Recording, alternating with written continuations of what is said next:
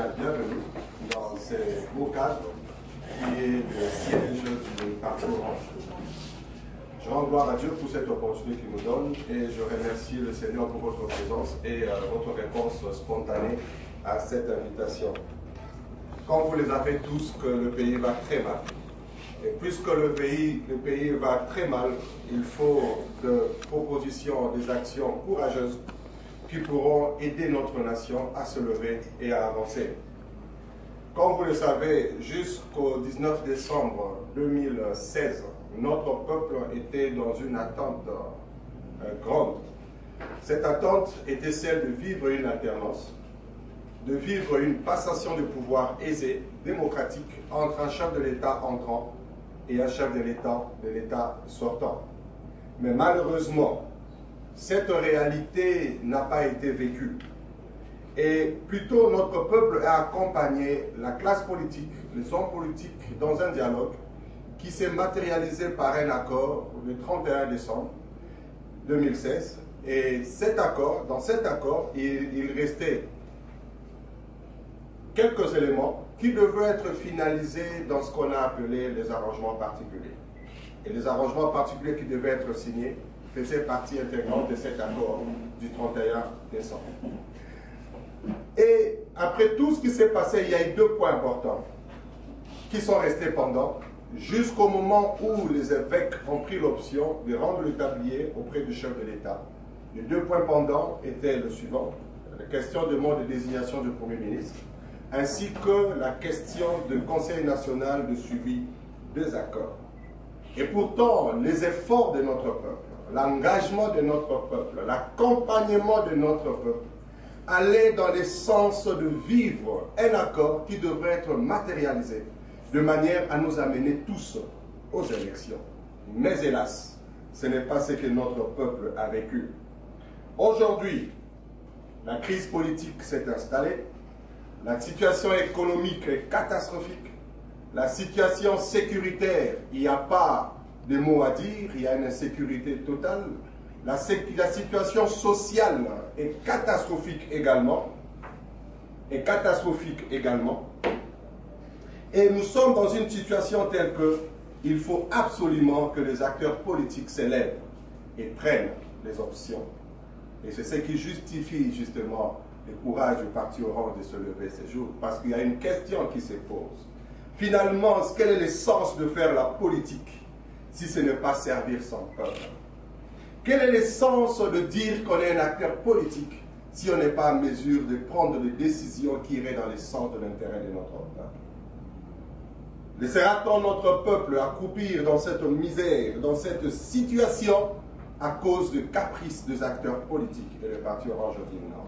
Et voilà pourquoi nous avons pris notre courage pour nous lever et lancer cet appel à une prise de conscience, à nous remettre en cause en tant qu'acteurs politiques de cette nation, en vue de surmonter le deux points qui gardent la divergence jusqu'à ce jour.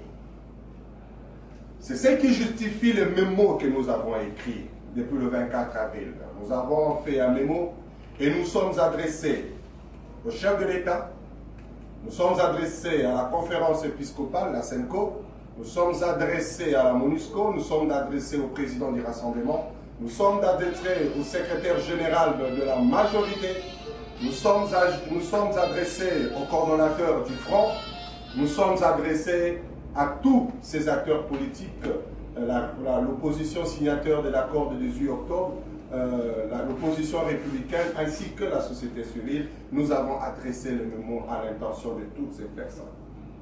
Qu'est-ce que nous avons écrit dans ces mémos? Il y a trois points importants que nous leur avons adressés. Premier point, nous avons rappelé l'objectif principal qui est nôtre. L'objectif est d'aller aux élections. Le 31 décembre de cette année au plus tard, nous devons tous aller aux élections pour que notre peuple finalement puisse obtenir l'alternance dont il a besoin. Nous devons aller aux élections. Il n'y a pas d'excuse à ce niveau et notre peuple a besoin des élections pour qu'il mette en place ses responsables et ses dirigeants. Deuxième chose, nous avons demandé à ce que la classe politique prenne de la hauteur, de la grandeur, fasse un dépassement personnel, un dépassement de soi-même, pour que nous puissions voir l'intérêt du Congo, pour que tous ensemble nous puissions voir Congo, nous puissions parler Congo. On ne parle pas intérêt individuel et personnel, mais que l'on parle Congo. Nous avons fait cet appel-là à l'ensemble de la classe politique pour que finalement nous puissions parler effectivement Congo comme il l'a dit. Et troisième point, nous avons fait une proposition concrète par rapport à la sortie de la crise. Nous avons fait une proposition concrète par rapport à la sortie de la crise. Et cette proposition suivrait la démarche suivante. Une démarche qui a 3 points. Le premier point de la question, du Conseil de la signature de l'arrangement particulier. Cette question, il est vrai que les évêques ont remis le tablier au chef de l'État. Mais nous lançons un appel et demandons la grandeur du chef de l'État pour qu'au-delà de cette situation, que le chef de l'État se surpasse également, il prenne de la grandeur, de la hauteur en tant que le garant de la nation, pour qu'il remette ce tablier aux évêques et que ces derniers convoquent une assise de manière à ce que l'arrangement particulier soit signé. Et cela va demander de la grandeur auprès de chaque acteur politique. Deuxième étape, concernant le Conseil national de suivi des accords.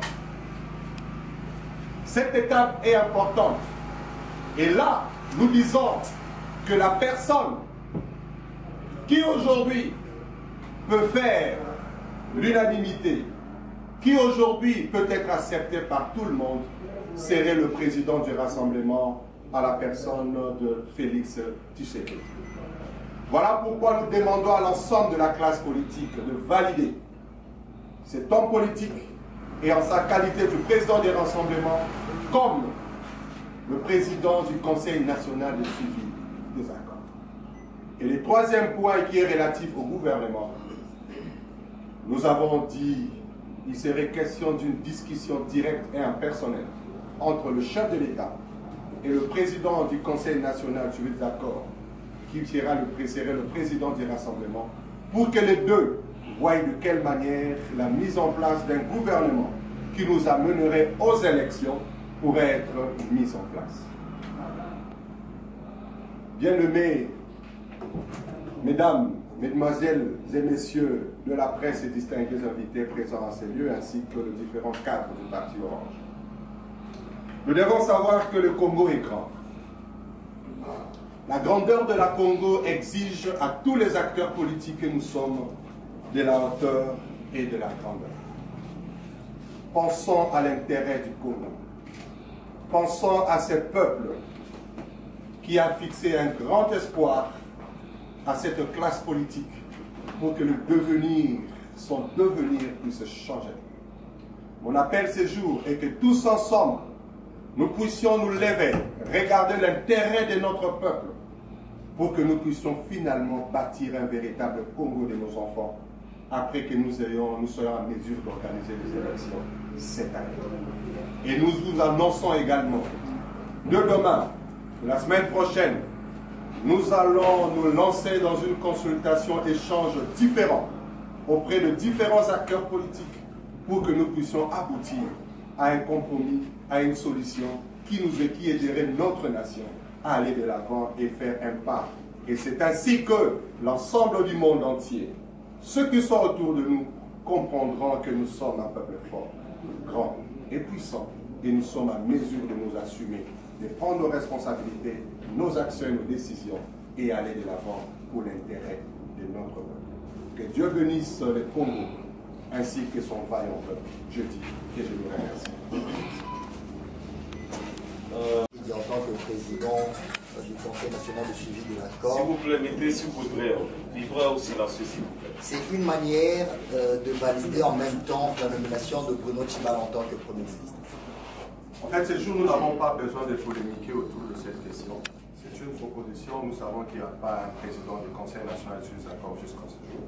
Nous croyons que le président Félix peut correctement jouer ce rôle en tant que leader du rassemblement. Et ça sera une grande force, comme le président Etienne Tshisekedi vous l'avait proposé. Et cette question du Premier ministre ou du gouvernement va être une discussion directe. Et je pense que notre proposition a été claire. Et dans cette discussion, il y a les options qui vont se lever. Il y a telle voix ou telle autre. Et les deux personnalités, en tant que leaders de cette nation, pourront s'assumer pour faire avancer la nation vers la... Mademoiselle, et puis on va répondre.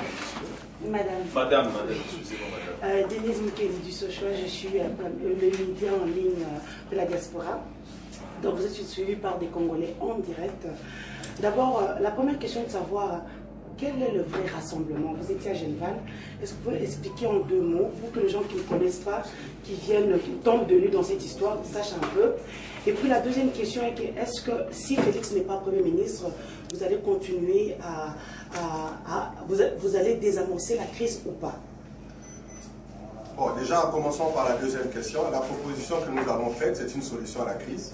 Donc, parce que nous ne voulons pas rester dans la crise, parce que la crise va profiter certainement à prolonger la situation qu'on a pas d'élection. Le peuple veut que nous allions aux élections. Donc, ce qui fait que nous avons voulu donner une proposition directe, concrète, qui nous amènerait aux élections. La première question qui est relative au rassemblement, il y a un rassemblement. Le rassemblement, le vrai, la situation politique du Congo est assez dynamique, mais les rassemblements du vivant du président Etienne Tshisekedi avaient un siège dans sa résidence délimitée qui constituait le siège de ces rassemblements. Mais avec l'évolution de la situation politique, il y a des personnes qui ont pris les options politiques avec une identité qui sont leurs. Mais du moins, il y a un rassemblement qui existe et qui est sous la présidence du président Félix Tshisekedi, qui est le président du rassemblement actuellement, qui siège à l'unité. Et c'est la même personne qui a également conduit la délégation du rassemblement aux discussions qui ont eu lieu à la Senco. Et toute cette discussion avait comme chef de délégation le président Félix Tshisekedi. Donc aujourd'hui, les rassemblements est celui-là. Évidemment, vous connaissez la réalité de la classe politique congolaise par rapport aux différentes guerres qui puissent se poser. J'aimerais avoir un langage franc et direct, aux différentes guerres de positionnement qui se fait par rapport à la classe politique congolaise. Et dans la situation de cette guerre de positionnement, il y a eu des options qui ont été levées par X, Y ou Z pour se positionner. Mais ce n'est pas un exemple à suivre par rapport au devenir de notre nation. Ce n'est pas un exemple à suivre par rapport à ce que nous voulons pour notre peuple. Et si nous regardons dans le fond, cette situation a blessé le cœur de notre peuple. Le Congolais s'est retrouvé malheureux parce que l'espoir de tout un peuple était incarné dans ces rassemblements. Et les attitudes des uns et des autres ont fait que ce peuple soit déçu et blessé. Voilà pourquoi nous avons lancé cet appel justement pour prendre de la hauteur et appeler cette classe politique à abandonner un peu ses intérêts personnels, individuels, égoïstes, pour la satisfaction personnelle, de manière à voir ce peuple qui n'attend pas grand-chose, que tout simplement on est aux élections, qu'il choisit ses dirigeants et que sa situation de tous les jours change. Et nous, nous sommes inscrits dans la logique de ce peuple-là. Nous sommes considérés comme ce peuple-là. Et hausser la voix de ce peuple-là et proposer la proposition que nous trouvons réaliste pour la sortie de la crise. Et cette solution est faisable. Merci. C'est français? Journal français? Ok, c'est la troisième question alors. Allons-y. Et puis la quatrième, ce sera ici. C'est Félix Matuidi, journaliste à Télévision. Okay. Je vous ai suivi, président, vous avez parlé de la hauteur de la grandeur au sein de la classe politique congolaise. Mais parlant de la rencontre entre le président de la République et Félix Tshisekedi, je me rappelle qu'à l'époque, le président était prêt à vous recevoir. Mais vous avez boycotté l'invitation. Aujourd'hui, c'est la tendance contraire. Vous voulez maintenant rencontrer le président. C'est pour quel objectif? Parce qu'il y a déjà un gouvernement, un premier ministre qui est nommé. Il y a même le porte-parole du gouvernement sortant qui a dit qu'on ne peut pas changer le premier ministre actuel parce qu'il n'a pas encore gouverné. Alors, votre demande, c'est rencontrer le président pour quelle finalité? Est-ce que pour ramener Félix Tshisekedi à la tête de la primature ou pour quel autre objectif? Je pense que notre proposition a été directe et simple. Quand on veut bâtir l'avenir, on constate la crise du présent et on prend les options des changements pour l'avenir. Je ne voudrais pas ici tenir un discours sur les erreurs, les échecs du passé, mais j'aimerais plutôt tenir un discours sur l'opportunité de bâtir les succès de l'avenir. Et nous avons la possibilité de bâtir ces succès si nous nous surpassons. C'est dans cette dimension que je me retrouve. Et le vrai, de part et d'autre, il y a eu un passé. Il y a eu des actions qui ont été menées, qui n'ont pas aidé notre nation à aller de l'avant. Ces actions-là étaient liées aux égos personnels.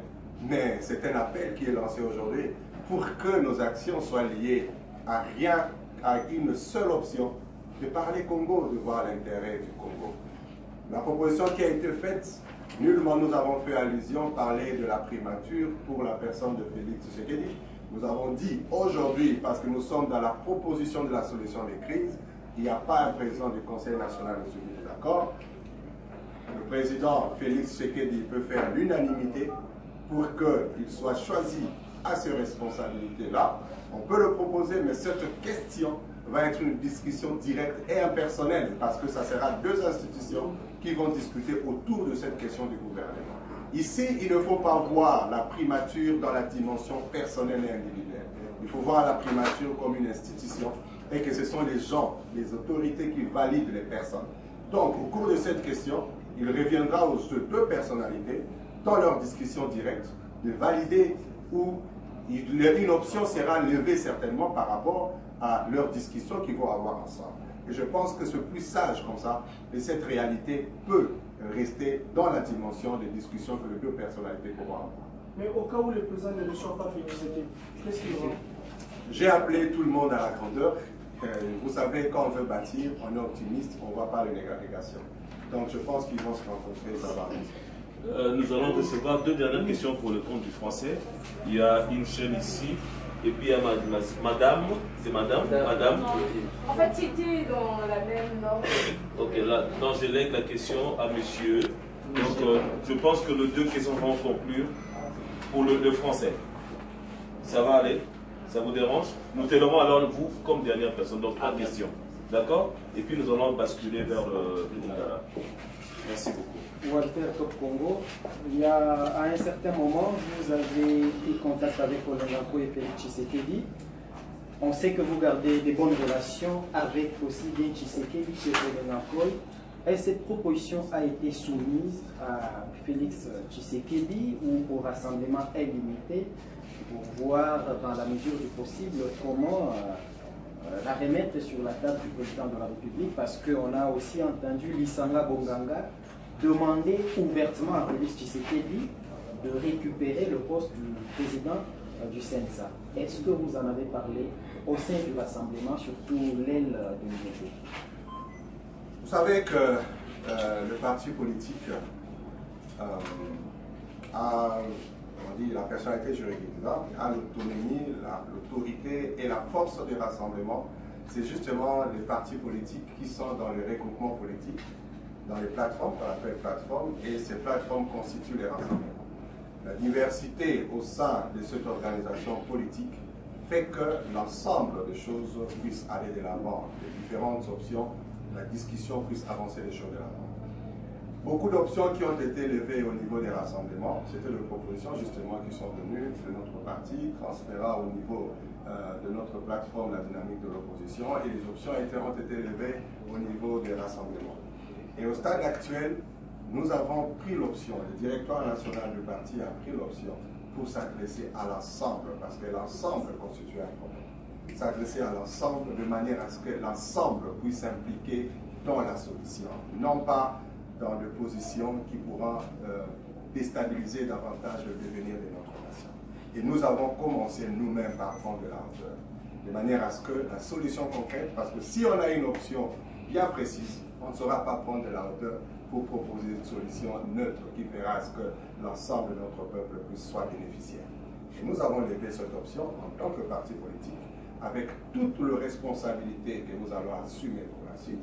Et nous avons adressé, nous avons l'accusé de réaction, le président du rassemblement, le chef de l'État, le secrétaire général de la majorité, la MONUSCO la SENCO, tous ces acteurs politiques, l'opposition non signataire, républicaine, société civile, ont reçu les mémos qu'on va vous remettre à la fin. Donc, ils vont lire et nous allons initier justement des consultations, des contacts, de manière à ce que nous puissions matérialiser concrètement cette proposition que nous avons faite pour l'intérêt de notre peuple.